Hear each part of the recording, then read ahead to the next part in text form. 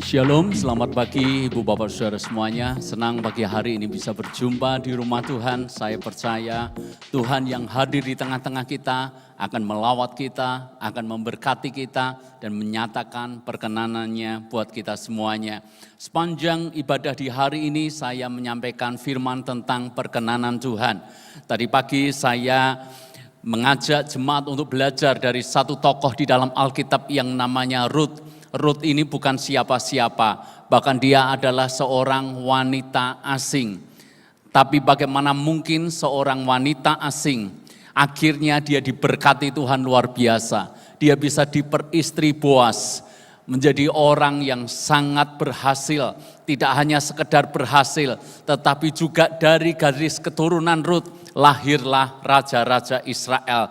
Yang menjadi pertanyaan adalah bagaimana titik balik terjadi di dalam kehidupan Rut. Ada orang berkata Rut berhasil diberkati karena kerja keras. Tidak salah saudara, karena Rut memang tipikal pekerja keras. Alkitab mencatat bahwa dari pagi hingga petang hari dia tidak pernah memberikan tangannya untuk beristirahat. Dia memungut bulir-bulir jelai itu satu persatu, tidak pernah berhenti. Artinya bahwa wanita ini memang pekerja keras. Dia wanita yang hebat, rajin dan tekun dan gigih. Tetapi apakah kunci keberhasilan Rut dikarenakan dia bekerja keras dengan luar biasa? Tentu saja jawabannya tidak. Pikirkan baik-baik, seandainya Rut melakukan hal yang sama terus, dia kerja keras, tekun, mau seperti apa dia melakukannya, dia tidak mungkin bisa berhasil seperti yang Alkitab catat. Dia bisa berhasil karena firman Tuhan menulis, karena Rut mendapatkan perkenanan. Dan tadi pagi saya mengajak jemaat berbicara tentang kebetulan-kebetulan yang terjadi. Sebab kalau Anda nanti baca di rumah tentang Rut itu, maka Alkitab menulis seperti ini. Kebetulan Rut berada di ladang miliknya Boas. Itu kebetulan pertama. Kebetulan yang kedua adalah dia diizinkan untuk memungut bulir-bulir jelai yang jatuh itu. Kebetulan yang ketiga, Boas berada di ladang itu dan melihat apa yang dilakukan Rut. Dunia menyebutnya kebetulan, tetapi dalam bahasa kita itulah yang disebut perkenanan Tuhan. Jadi kunci keberhasilan Rut bukan karena dia bekerja keras, tetapi karena dia mendapat perkenanan Tuhan. Bukan seberapa kuat kita mendayung, tetapi seberapa kuat arus yang ada di bawah perahu kita. Kalau kita menentang arus itu, berlawanan dengan arus itu, sekuat apapun kita mendayung, hasilnya cuma capek, hasilnya cuma berputar-putar saja.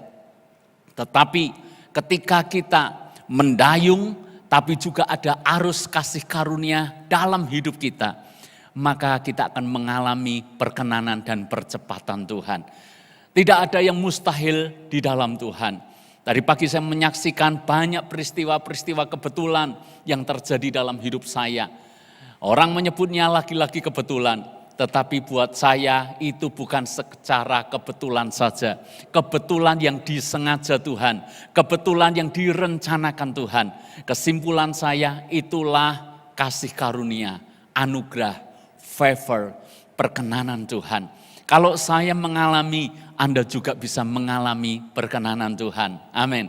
Karena itu jangan sampai hari-hari ini mungkin jika Anda menghadapi seolah-olah jalan di depan buntu, seolah-olah pintu tertutup, seolah-olah semuanya terlihat gelap. Percayalah, selama kita mengalami perkenanan Tuhan, tidak ada yang mustahil. Sebab bagaimana mungkin seorang wanita Moab bisa melahirkan raja-raja Israel, namun perkenanan Tuhan ternyata memungkinkan semuanya itu. Hari ini saya akan melanjutkan bagaimana kita bisa mengalami perkenanan Tuhan. Apakah itu ada sebuah tindakan yang harus kita lakukan, tindakan disengaja apa yang harus kita lakukan, ataukah perkenanan Tuhan itu bicara soal waktunya Tuhan.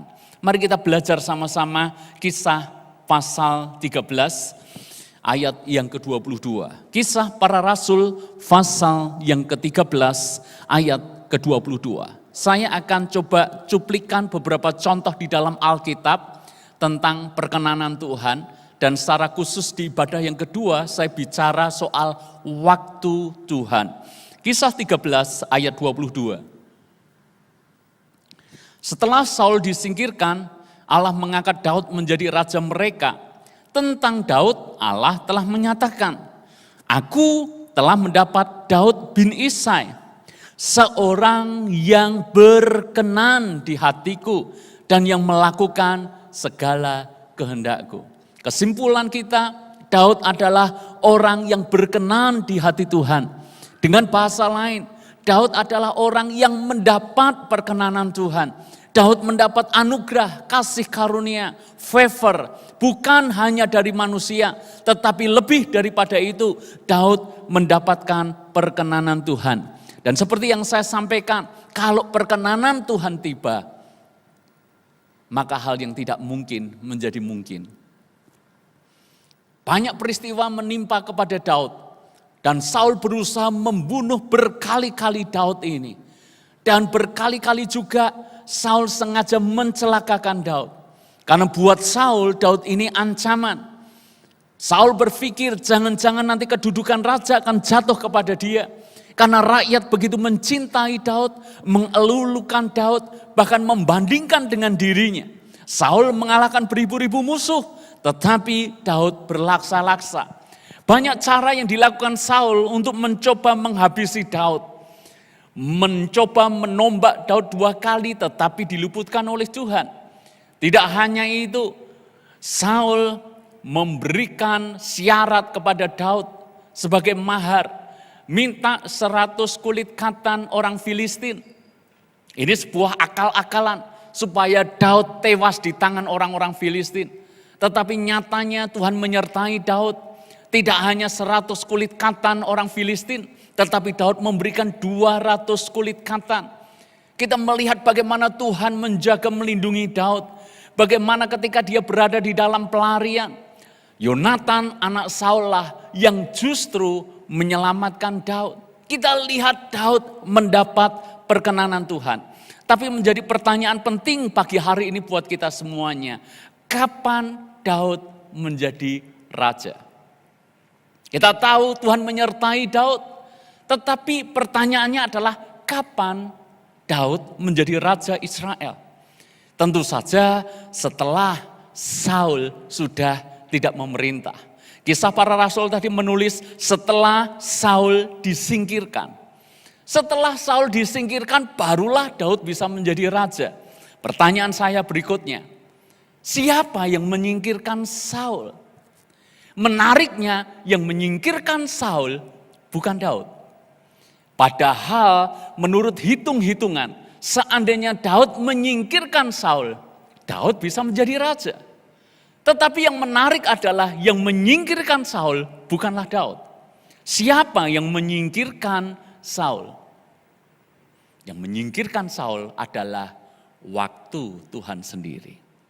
Ingat, Daud punya 2 kali kesempatan untuk menyingkirkan Saul. Kesempatan pertama ketika berada di dalam goa, harusnya itu kesempatan emas. Pendukung Daud sudah mengatakan, ini waktunya Tuhan bagi kamu. Tapi Daud berkata, dijauhkan daripadaku untuk menjamah yang diurapi oleh Tuhan. Daud melepaskan Saul, dan Saul pun mengakui akan hal itu. Namun beberapa waktu kemudian rupanya Saul kembali mengejar-ngejar Daud untuk dibunuh. Kesempatan kali kedua datang kepada Daud. Tapi lagi-lagi Daud tidak mempergunakan kesempatan itu untuk dia bunuh Saul dan dia naik tahta. Kesimpulan kita, Daud akhirnya menjadi raja bukan karena waktunya dia, tetapi karena waktunya Tuhan. So, Anda bisa menangkap kebenaran ini. Perkenanan Tuhan itu bicara soal waktunya Tuhan. Sebelum waktu Tuhan tiba, mungkin kita bisa mengalami seperti yang Daud alami. Dikejar-kejar Saul untuk dibunuh. Harus berada di dalam pelarian. Lari dari satu gua ke gua yang lain.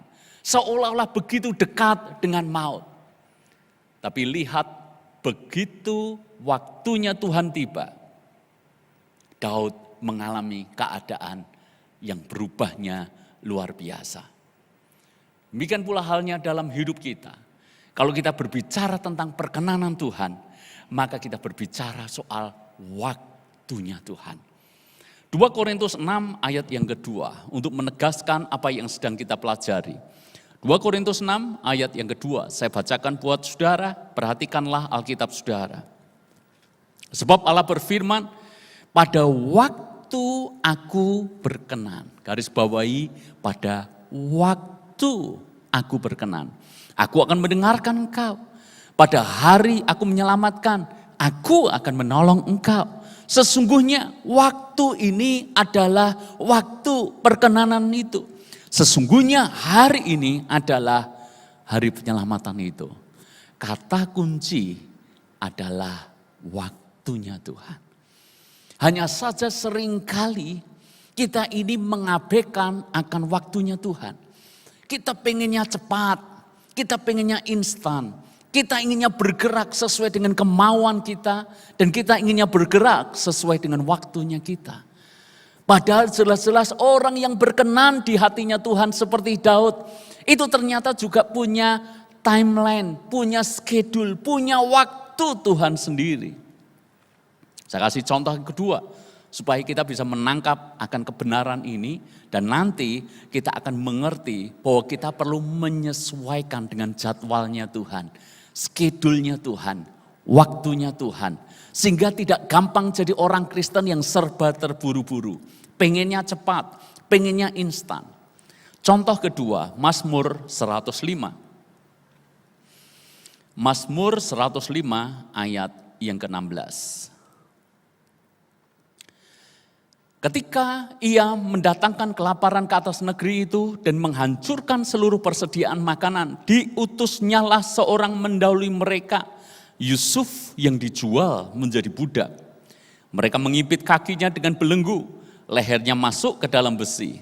Sampai saat firman-Nya sudah genap dan janji Tuhan membenarkannya, raja menyuruh melepaskannya, penguasa bangsa-bangsa membebaskannya. Dijadikannya dia tuan atas istananya dan kuasa atas segala harta kepunyaannya. Saya yakin Anda setuju, kita semuanya setuju bahwa Yusuf juga orang yang dikenan Tuhan. Mendapat perkenanan Tuhan, betapa tidak. Sekalipun dia dijual menjadi budak, tetapi dia juga disayangi. Dia disayangi di rumah Potifar. Dan dia difitnah, masuk penjara, lagi-lagi dia menjadi kesayangan kepala penjara. Tetapi pertanyaan saya buat Anda, kapan Yusuf menjadi raja? Kapan? Ternyata bukan ketika dia berdoa. Saya percaya bahwa Yusuf berdoa. Bukan ketika dia hidup saleh. Saya percaya Yusuf pun melakukan kesalehan. Dia hidup kudus. Digoda oleh istri Potifar, tetapi dia dia berzina dengan istri Potifar. Dia sudah melakukan yang baik, melakukan yang rohani, dia melakukan kesalehan, dan saya yakin dia membangun kehidupannya di atas doa. Tetapi kapan Yusuf menjadi raja? Lagi-lagi waktu perkenanan Tuhan. Lagi-lagi bicara soal waktunya Tuhan. Karena Alkitab tadi menulis sampai saat firman-Nya sudah genap. Jadi Yusuf menjadi raja bukan karena dia berdoa. Sekalipun doa penting. Bukan maksud saya mengajar Anda kalau demikian tidak usah berdoa. Enggak. Anda mesti tetap harus berdoa. Karena berdoa membuat Anda bertahan hingga waktu Allah tiba buat saudara. Kalau kita enggak berdoa, mungkin kita enggak akan kuat, enggak akan tahan dalam proses Tuhan menunggu waktu Tuhan tiba. Jadi doa penting, hidup kudus penting. Tetapi soal kapan Yusuf dipromosikan, bukan karena itu. Tetapi karena waktu perkenanan Tuhan telah tiba. Kalau waktunya sudah genap. Gambaran yang paling sering kita dengar adalah soal bagaimana mungkin kepompong bisa menjadi kupu-kupu. Maaf, dari ulat bisa menjadi kupu-kupu. Melewati proses kepompong. Kemudian dari kepompong akhirnya menjadi kupu-kupu. Kupu-kupu yang indah. Padahal semula ulat yang menjijikkan. Semula dihindari, semula dijauhi. Tetapi begitu dia menjadi kupu-kupu, anak-anak begitu suka mengejarnya ke sana kemari. Kapan waktu dari hal yang tampaknya buruk menjadi sesuatu yang indah? Dari yang diabaikan, dari yang disingkirkan, dari yang dibuang, akhirnya menjadi kesayangan. Semuanya juga bicara soal waktu. Ketika berada di masa inkubasi, yang mana kepompong ini mungkin terlihat sudah menjadi dekat dengan kupu-kupu. Sayapnya juga sudah terlihat komplit. Tetapi ketika waktunya belum tiba. Dan kita coba paksa untuk kupu-kupu itu bisa keluar. Kalau waktunya belum tiba. Bukannya kupu-kupu itu bisa terbang sekalipun sayapnya sudah utuh. Tapi yang terjadi kupu-kupu itu akan mati. Kenapa? Sekalipun sayapnya sudah ada, tetapi kekuatan untuk terbang belum ada. Kekuatan untuk terbang itu ada kalau waktunya sudah genap.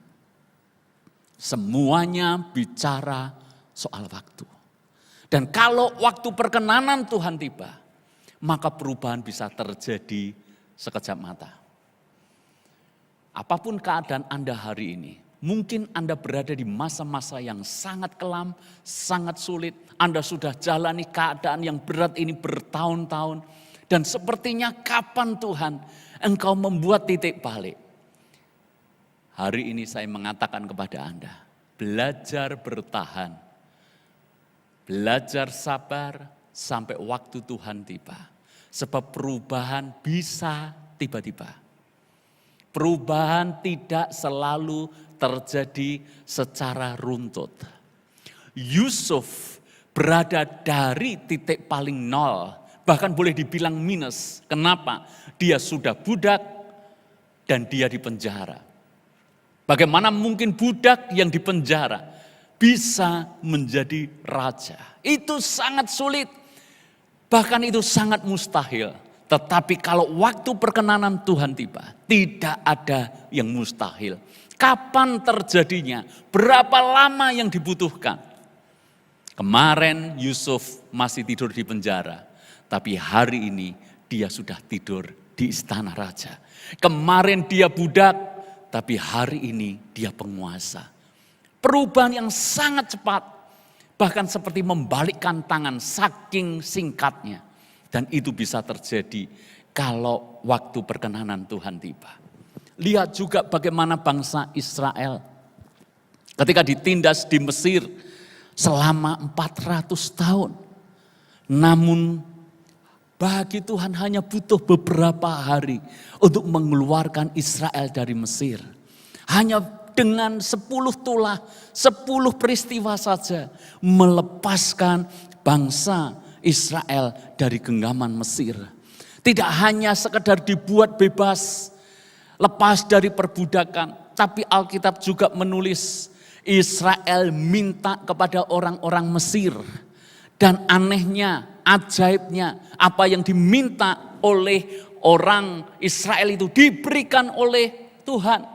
Atau diberikan Tuhan melalui orang-orang Mesir. Sehingga Alkitab menulis Tuhan membuat orang Mesir bermurah hati kepada mereka. Sehingga memenuhi permintaan mereka.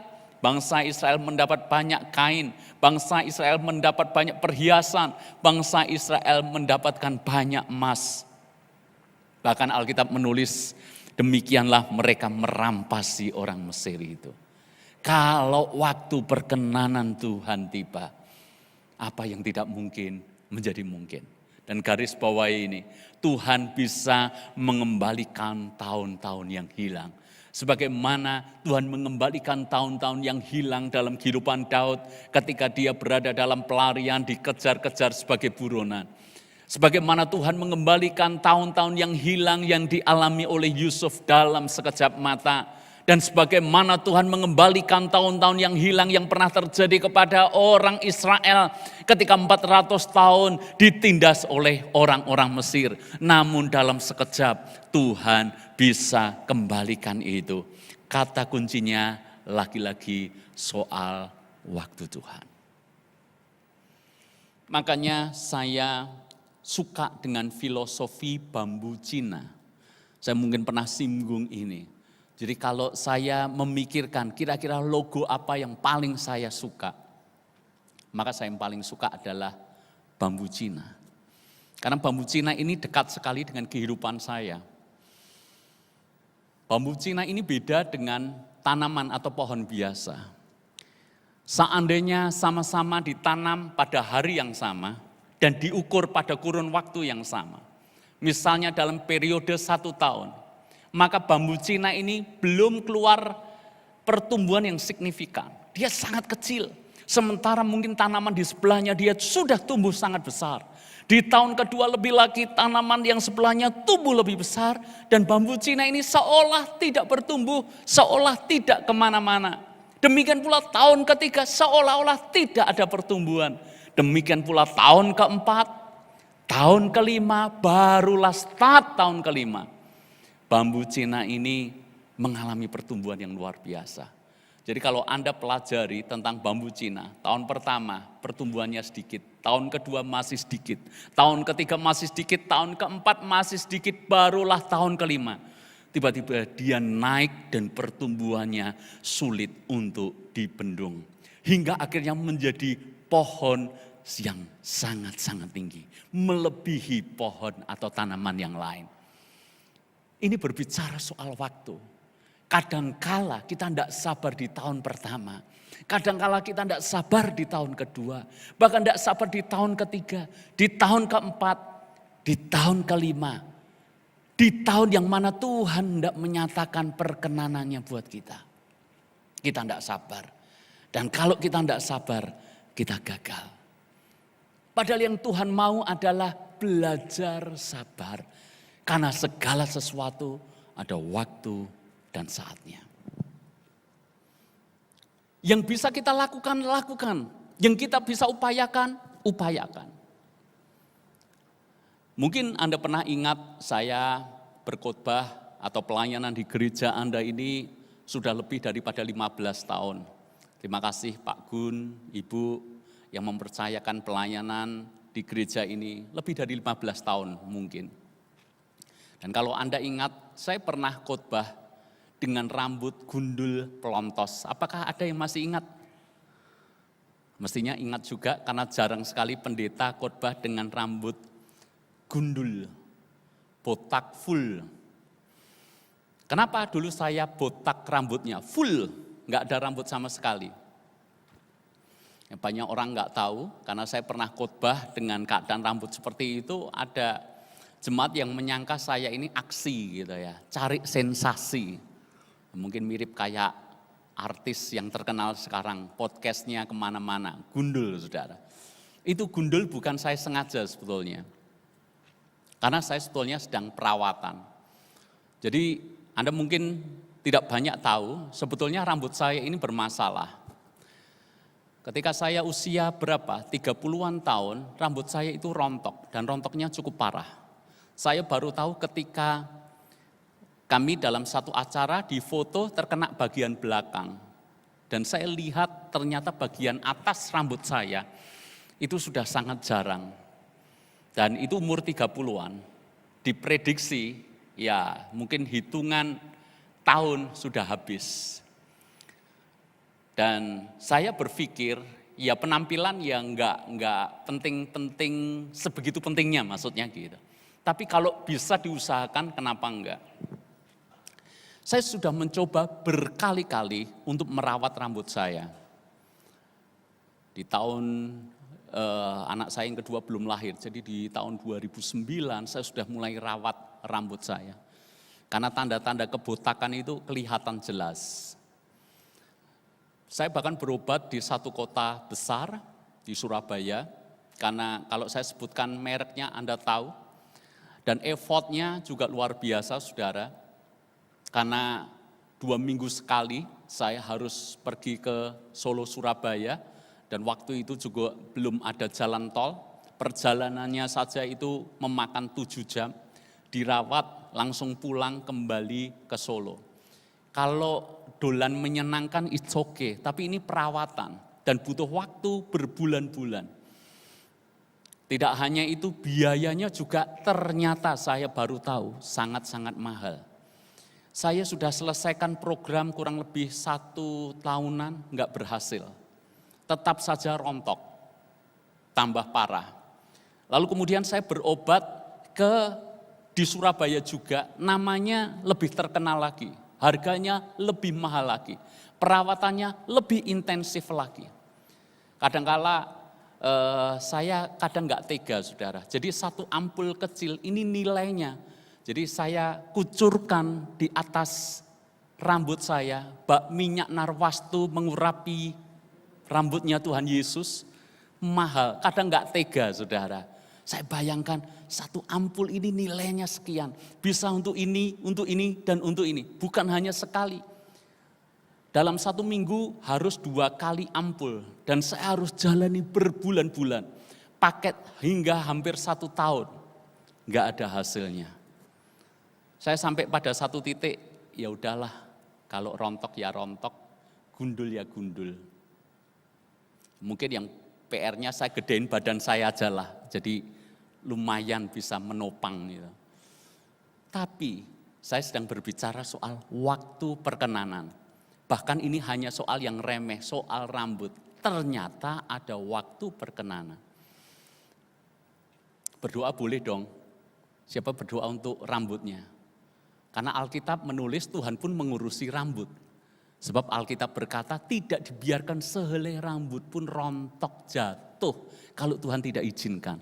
Kalau diizinkan ya enggak apa-apa, maksudnya gitu. Tapi boleh dong kita berdoa. Lah saya berdoa sama Tuhan. Kalau boleh Tuhan, kan saya sering khotbah, diundang kemana-mana. Kalau masih muda rambut sudah botak, kan ya kurang gimana. Kalau hari ini saudara lihat rambut saya kan ya lumayan saudara. Saya berdoa, minta Tuhan memberkati. Yang ternyata Tuhan itu memperhatikan hal-hal yang detail. Berapa waktu kemudian, saya soal rambut sudah saya lupakan saudara. Berapa waktu kemudian, saya ini juga jarang-jarang buka akun di Facebook saya. Entah kenapa saya buka Facebook dan tiba-tiba itu muncul iklan penumbuh rambut. Jadi kan kayaknya iklan-iklan yang kayak gitu kan terlalu bombastis, betul enggak? Saya enggak pernah browsing tentang rambut kok munculnya iklan penumbuh rambut. Jangan sampai botak segala macam. Dan saya pikir yang ini kok harganya murah banget. Sangat-sangat murah. Ya saya pikir nothing tulus lah. Kalau enggak cocok ya enggak apa-apa. Namanya juga murah. Yang mahal aja enggak cocok. Ya apalagi yang murah. Lalu kemudian ya udahlah saya beli 1 paket. Nilainya enggak seberapa.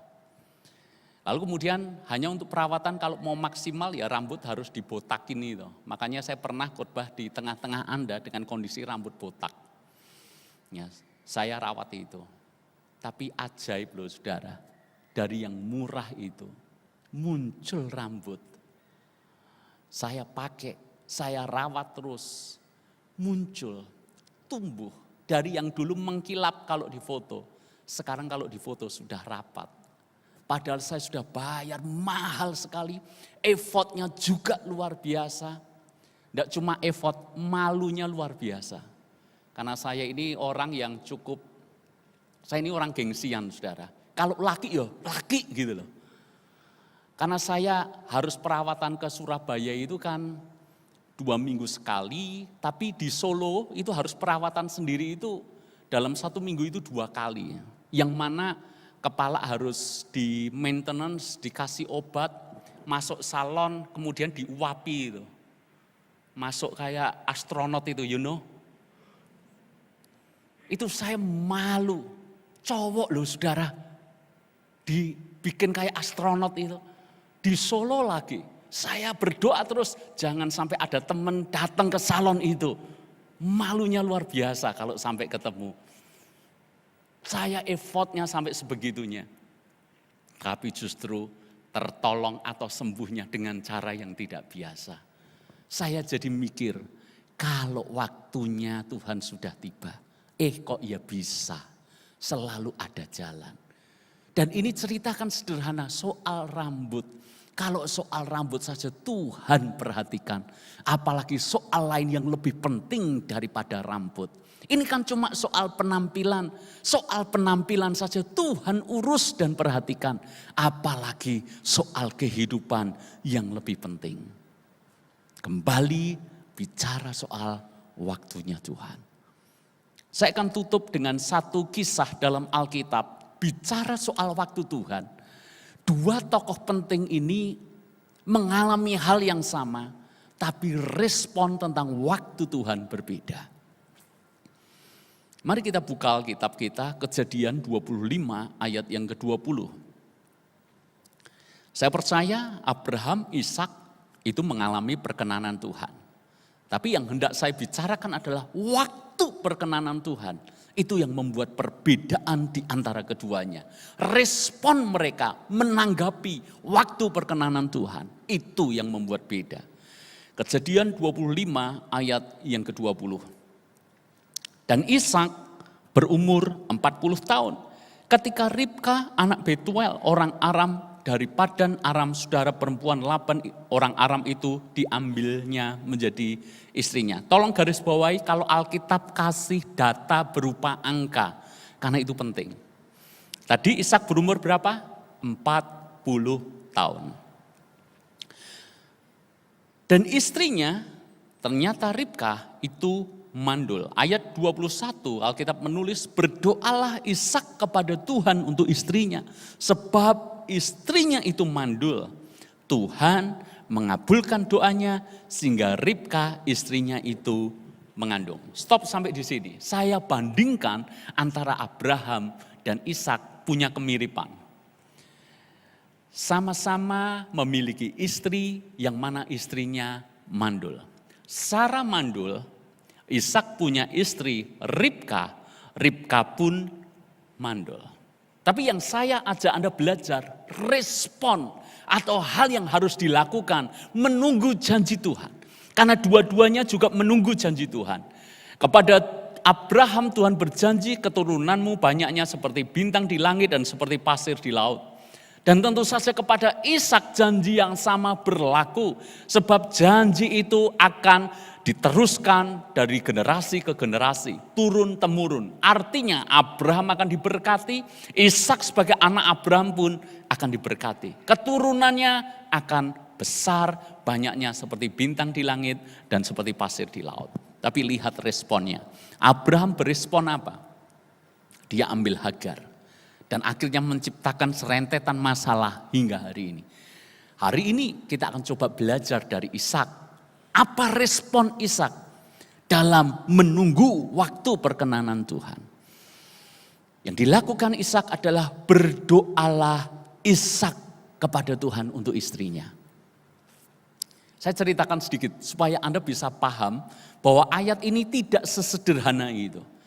Kalau kita membaca, membayangkan apa yang dialami Ishak tidak sesimpel itu. Sebab apa? Ishak ini harus meneruskan janji Tuhan yang diberikan kepada Abraham.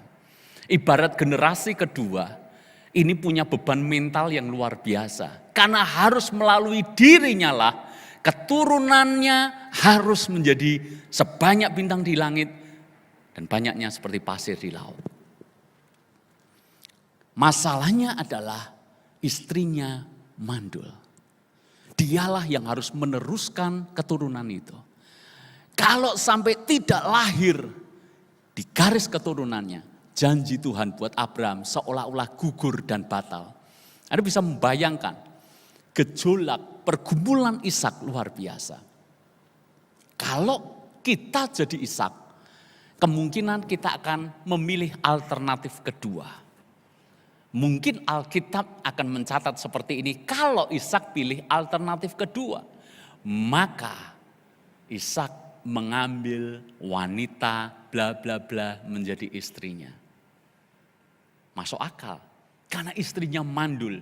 Mandul artinya gak punya anak, bahkan bisa dikatakan gak mungkin punya anak. Mestinya pilihannya adalah berpoligami. Kenapa saudara? Poligami di zaman itu adalah legal. Dan tidak ada kalimat di dalam Alkitab tidak memperbolehkan poligami di era Abraham. Jadi sebetulnya sah-sah saja. Tidak ada yang bakal mempergunjingkan. Mirip seperti sekarang. Misalnya, Anda punya mobil lebih daripada satu. Apakah ada yang mempergunjingkan? Saya rasa enggak ada. Anda punya motor lebih daripada satu. Enggak ada yang mempersoalkan. Anda punya rumah lebih daripada satu. Enggak ada masalah dengan itu. Karena legal. Lah mirip di budaya pada waktu itu. Seandainya Ishak mengambil istri yang kedua. Mirip di zaman sekarang kita punya mobil dua. Punya rumah dua, punya motor dua, enggak apa-apa, biasa. Orang enggak akan meributkan, orang enggak akan mempermasalahkan, orang tidak akan menggosipkan. Biasa budaya waktu itu.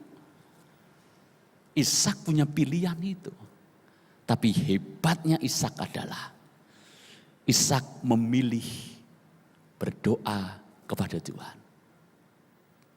Sehingga akhirnya Ribkah istrinya itu mengandung, lahirlah Esau dan Yakub. Tapi pertanyaan saya tolong dijawab. Berapa lama Ishak harus bergumul menanti waktu perkenanan Tuhan? Dan jawabannya bukan 1 minggu, 2 minggu. Jawabannya bukan 1 bulan, 2 bulan. Dan bahkan jawabannya bukan 1 tahun, 2 tahun. Coba baca Kejadian 25 ayat yang ke-26. Sekali lagi, kalau Anda menemukan data berupa angka dalam Alkitab, Tuhan mau berbicara penting buat kita. Ayat 26, sesudah itu keluarlah adiknya, tangannya memungit, memegang tumit Esau, sebab itu ia dinamai Yakub. Ya, ini penting. Ishak berumur 60 tahun pada waktu mereka lahir. Ishak mendapat anak umurnya 60.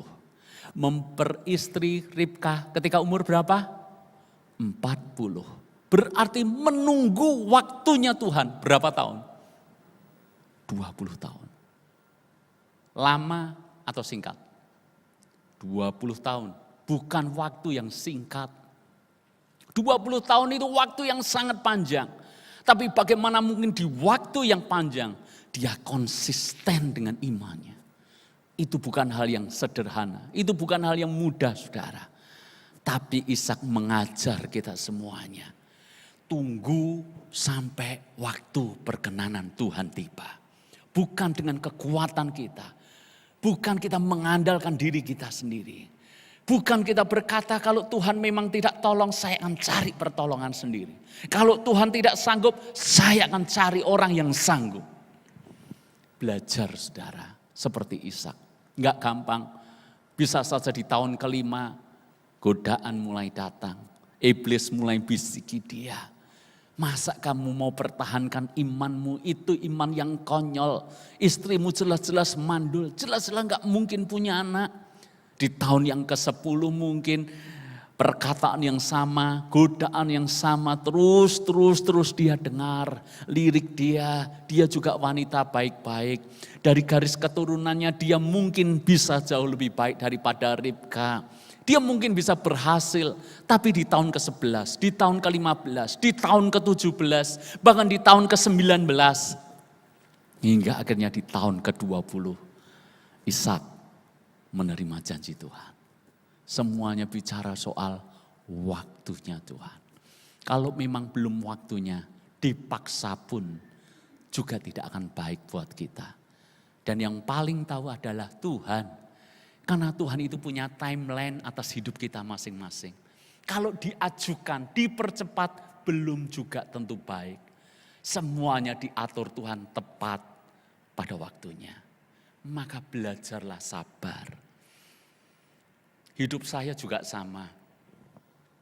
Saya mungkin seperti saya tadi mengatakan, hidup saya itu mirip bambu Cina, saudara. Bicara dalam banyak hal, misalnya bicara dalam kehidupan yang bisa dilihat, misalnya soal pencapaian, misalnya soal berkat jasmani. Kadangkala saya benar-benar seperti bambu Cina dibandingkan dengan teman-teman seangkatan saya. Teman-teman seangkatan saya sudah keluar, sudah tumbuh tinggi. Saya seolah-olah tidak kemana-mana. Tahun pertama masih sama, tahun kedua masih sama, muter-muternya masih sama. Tapi saya menyaksikan kepada jemaat, saya diberkati Tuhan dalam waktu bisa sekejap. Tuhan bisa mengubah hidup kami dalam waktu juga sekejap. Mirip bambu Cina tadi. Kalau waktunya tiba, Tuhan bisa bawa kita luar biasa. Saya tidak pernah mengira saya bisa melayani Anda. Karena dulunya terus terang di dalam dunia pelayanan, saya ini kalah jauh dengan rekan-rekan seangkatan saya. Terus terang kalau kami di Solo, saya aktif juga di jaringan kota di Solo. Saya bandingkan dengan teman-teman seangkatan di Solo. Mereka kalau cerita sudah pada jadwalmu berapa banyak, berapa sering. Ada teman bahkan menyodorkan dengan vulgar, aku sekali ibadah di hari Minggu bisa 5 kali. Belum lagi aku melayani anak youth berarti 6 kali. Dia keluarkan kalendernya, aku melayani di sini, di kota ini, di kota ini, di kota ini. Saya masih ingat persis, sementara saya waktu itu belum kemana-mana. Saya berada dalam pengembalaan sebuah gereja yang cukup disiplin. Seringkali tidak mengizinkan kalaupun ada undangan. Sudah jarang diundang, undangan datang tidak diizinkan. Enggak bisa kemana-mana juga. Sehingga kalau kumpul-kumpul gitu rasanya minder. Yang lain sudah mencuat ke sana kemari, diundang ke sana, diundang kemari.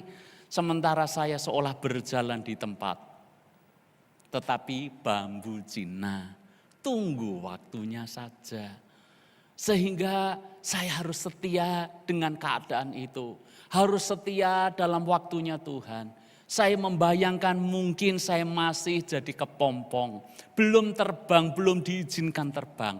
Ya enggak apa-apa, sabar sampai waktunya Tuhan. Tapi benar ketika waktunya Tuhan tiba, toh saya bisa dipertemukan dengan saudara. Dan setiap tahun paling tidak sekali berkhotbah di depan saudara.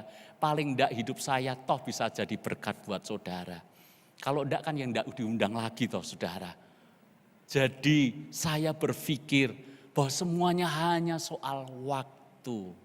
Dan karena bicara soal waktu, bicara soal kesabaran. Ini yang sulit. Kita tahu Tuhan menyatakan perkenanan. Kita tahu Tuhan bisa membalikkan dalam sekejap. Masalahnya apakah kita bisa sabar seperti Ishak sabar? Ataukah kita malah keliru berespon seperti Abraham keliru berespon? Hari ini siapa ingin mengalami perkenanan Tuhan? Tapi kadangkala tidak tiba-tiba. Kadangkala tidak hari ini kita minta hari ini perkenanan itu datang. Hari ini kita minta mungkin minggu depan baru datang. Mungkin bulan depan baru datang. Mungkin tahun depan baru datang.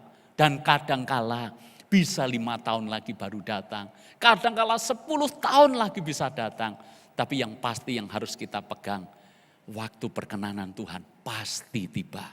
Hanya saja semuanya tergantung jadwalnya Tuhan. Kalau jadwal Tuhan tiba, kita pasti mengalaminya juga. Hari ini belajar sabar, jangan sampai iman Anda gugur di tengah jalan. Kalau godaan itu menyerang Anda seolah-olah mencoba menghentikan iman Anda. Ingat baik-baik firman Tuhan yang sederhana bagi hari ini. Belajar seperti Ishak. Tunggu dengan sabar sampai waktu perkenanan Tuhan tiba untuk kita semuanya. Amin. Tuhan memberkati. Yuk kita bangkit berdiri bersama-sama. Haleluya, haleluya.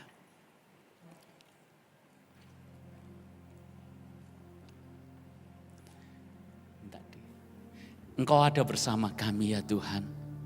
Di setiap musim kehidupan kami. Karena itu kami mau belajar sabar untuk kami bisa mengalami waktu perkenanan Tuhan. Terima kasih Tuhan. Engkau ada bersamaku di setiap musim hidupku. Tak pernah kau biarkan ku sendiri.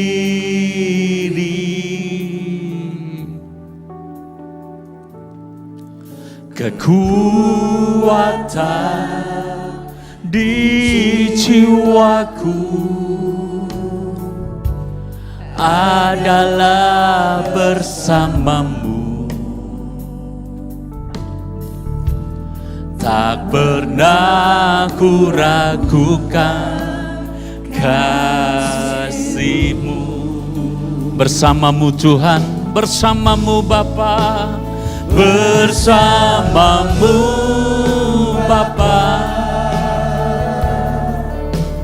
ku lewati semua perkenanan-Mu Tuhan. Yes, fukukan hatiku, Engkau yang bertindak.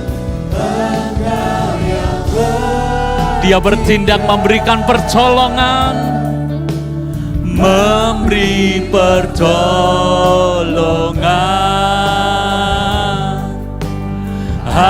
Anugerah-Mu besar melimpah bagiku. Jemaat, mari kita nyanyikan sekali lagi. Miliki pengharapan dan iman di dalam Dia. Karena hanya Dialah satu-satunya yang kita percaya. Haleluya. Engkau ada bersamaku, bahkan di setiap musim hidup kita. Di setiap musim hidup. Yes. Tak pernah kau biarkan ku sendiri. Sebab kekuatan di jiwaku hanya bersamamu Tuhan. Amin.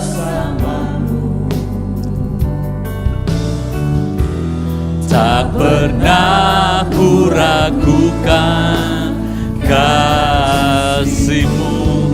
Bersamamu, bersamamu, Bapa. ya kami bisa lewati semua. Amin.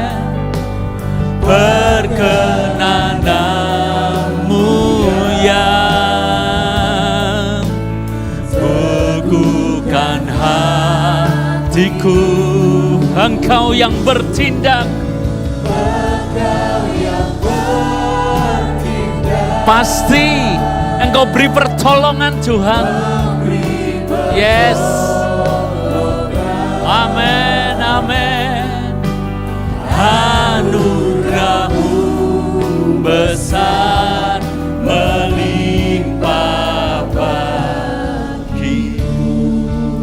Kami percaya waktu perkenanan Tuhan pasti datang, pasti tiba. Hanya saja ajar kami sabar dan percaya. Jangan sampai kami salah berespon. Jangan maunya kami terlalu cepat, instan. Sehingga belum waktunya kami berusaha mempercepat dengan jadwal kami sendiri. Tolonglah kami, ingatkan firman ini kepada kami. Karena Tuhan selalu tepat pada waktunya. Waktu Tuhan selalu terbaik. Terima kasih Tuhan. Kami serahkan jemaat Tuhan yang hari-hari ini sedang bergumul. Bahkan dalam sebuah penantian yang cukup panjang. Bahkan hari ini mungkin belum melihat. Tapi ajar kami berespon benar seperti Ishak berespon. Belajar sabar. sampai waktu perkenanan Tuhan tiba buat kami. Terima kasih buat firman Tuhan, Roh Kudus, terima kasih Engkau berbicara kepada kami semuanya. Di dalam nama Yesus kami berdoa. Amin, amin. Silakan duduk.